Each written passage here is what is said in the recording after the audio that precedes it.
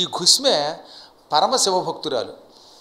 ఈ ఊళ్ళో ఈ సుధర్ముడు ఉన్న ఊళ్ళో ఓ పెద్ద చెరువు ఉండేది.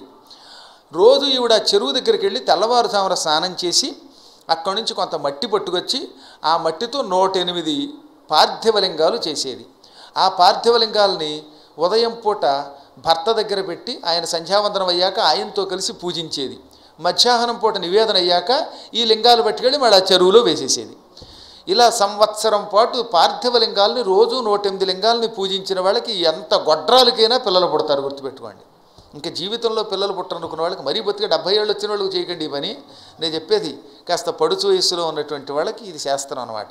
ఇప్పుడు మళ్ళీ 80 ఏళ్ళు వచ్చిన వాళ్ళు అయితే మేమిద్దరం ఇంటికి వెళ్ళి పార్థివలింగాల్ని పూజించచ్చా అంటే ఒక వయస్సు, దానికి కూడా ఒక నియమాలు ఉంటాయి. ఈ విధంగా ఆవిడ సంవత్సర కాలం పార్థివలింగాలు 108 చొప్పున చేసి నిమజ్జనం చేసింది. ఆవిడ గర్భవతి అయ్యింది. ఒక అద్భుతమైన శుభముహూర్తంలో శంకరానుగ్రహంతో కొడుకు పుట్టుకొచ్చాడు. నిజానికి కొడుకు పుడితే బ్రహ్మానందం పొందాలి కదా. అయినా ఈ భార్యాభర్తలు ఘుస్మె సుధర్ముడు ఈశ్వరుడే ఈ పిల్లవాడిని ఇచ్చాడు, అంతటిది ఈశ్వరుడిదే భారం అనుకుని కొడుకు పుట్టాడు కాబట్టి చెయ్యవలసిన తతంగం చేశారు తప్ప వెర్రి వ్యామోహం పొందలేదు.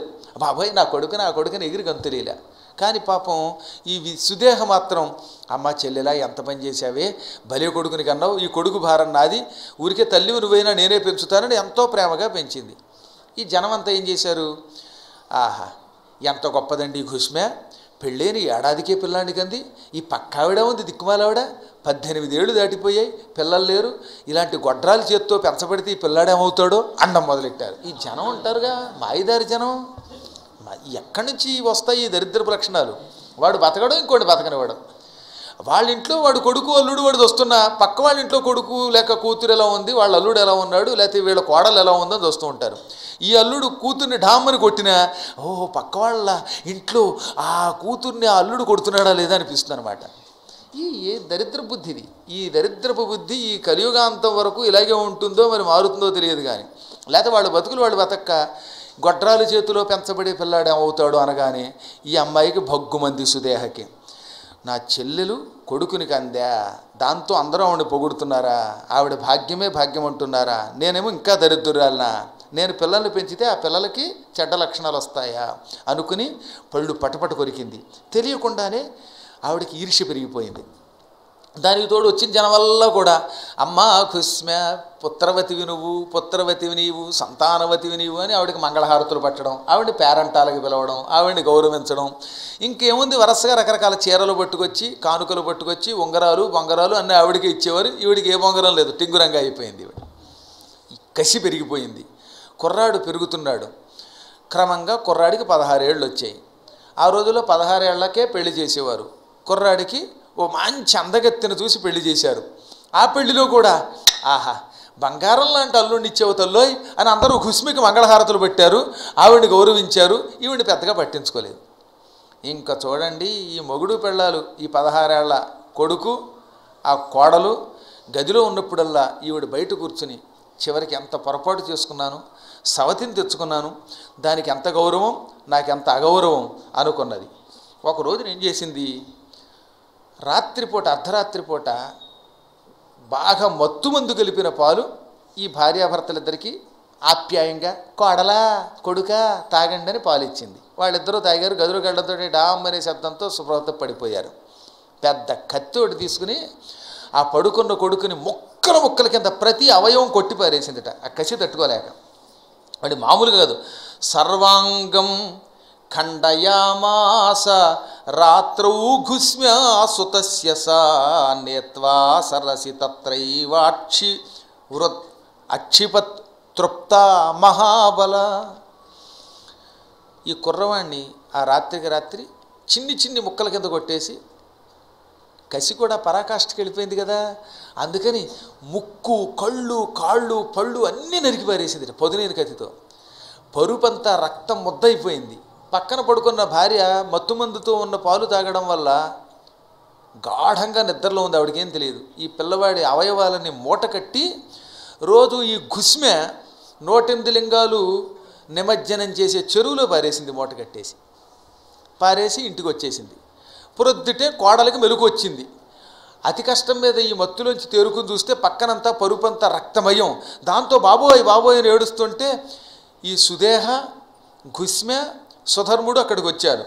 ఏం ఎరగనట్టుగా ఎంత పని చేసి వీడు సుధర్ముడి దగ్గరికి వచ్చిన సుదేహ, అయ్యో నా కొడుకు ఏమైపోయాడు, నేనే పెంచాను బాబోయ్, నేనే పెంచానని గుండెలు బాదుకుని ఎక్కువ ఏడవడం మొదలెట్టేదిట. దొంగ ఏడుపులు బాగా ఏడుస్తారండి కొంతమంది, చూసారు మీరు, అన్నిటికీ వాళ్ళే ఏడుస్తారు.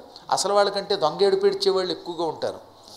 మా అమ్మ కోసం నేను ఏడవకపోయినా అయ్యో పిన్ని గారు రాగానే పలకరించేవారండి అని కొంతమంది బలి ఏడ్చారు మొన్న. ఇదంతా దొంగ నటన అనమాట. అసలు భక్తి ఉన్నవాడిగా ఏడుపు రాదు, వాళ్ళు లోపల దిగమింగుకుంటారు.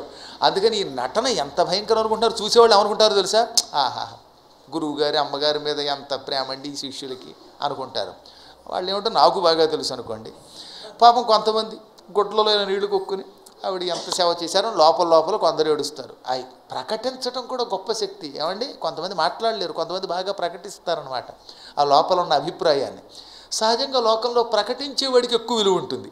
ఏడ్చారండి వాళ్ళకి ఎంత భక్తి అండి, పాపం సత్యనారాయణ గారు ఏడవకుండా వెనకాతలు ఉన్నారండి, ఆయనకి ఏం భక్తి లేదని అనుకుంటారు. పాపం అసలు భక్తి ఆయనకే ఉంటుంది, ఈ ఏడ్చే వాళ్ళకి ఏమి ఉండదు. అలాగా ఈ దొంగేడు పేడ్చింది ఈ సుదేహ. ఘుస్మ్య ఆ సమయంలో శివపూజలో ఉంది. అందుకని ఏడుపు వినట్టు చూసి కూడా ఏం ఎరగనట్టుగా మళ్ళీ ఆ శివలింగాలకు హారతి ఇచ్చింది. ఆవిడేమందో తెలుసా ఈశ్వరుడితో, ఈశ్వర నేను కోరుకున్నా కోరుకోకపోయినా కర్మవశాత్తు శరీరం వచ్చింది. ఈ శరీరానికి ఒక భర్త లభించాడు, ఆ భర్త ద్వారా ఒక పుత్రుడు వచ్చాడు. ఆనాడు ఆ పుత్రుడిని ఇచ్చావు, ఇప్పుడు ఆ పుత్రుడు ఎక్కడికి వెళ్ళాడు, నీ దగ్గరికి వచ్చాడు. ఈ సృష్టిలో చచ్చేది ఎవరు, శరీరం, లోపల ఆత్మకి చావు లేదు, నేను మాత్రం బయటికి రానని అలాగే హారతి ఇచ్చింది. పూర్తిగా చలించకుండా ఉందిట, చాలా గొప్ప విషయం. మనశ్చైవోత్సు కన్నైవ జాతం తస్య మనాగపి నచాల వ్రతాత్తస్యాన్ నిత్య పార్థివ పూజనాత్. రోజు పార్థివ పూజ చేస్తుందని చెప్పానుగా, 108 లింగాలని పూజిస్తుంది ఆవిడ. ఆ పూజ పూర్తయ్యేదాకా అస్సలు కదలలేదు. మధ్యాహ్నం పూజ అయ్యాక అప్పుడు బయటకు వచ్చింది.